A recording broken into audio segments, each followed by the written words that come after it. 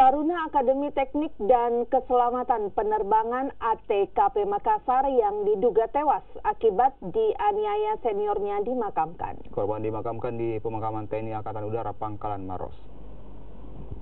Usai disemayamkan di rumah duka di Jalan Leo Watimena, Perum Angkatan Udara Lanut Sultan Hasanuddin Makassar, jenazah Taruna Aldama Putra Pongkala yang meninggal pada minggu lalu dimakamkan Rabu siang.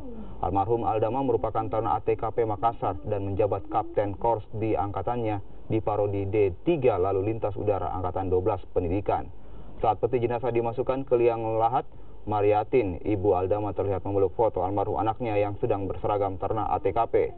Dalam sambutannya, Direktur ATKP Makassar yang bertindak sebagai Inspektur Upacara Pemakaman menilai Aldama dikenal sebagai sosok yang santun dan disiplin. Keluarga berharap kepergian Aldama mendapat keadilan dalam proses hukum. Ini kasusnya ini keganjalan ini. Ya, karena pertama dibilang jatuh di kamar mandi. Akhirnya dibawa ke rumah sakit. Itu kan banyak babak belur. Bagian pelipis,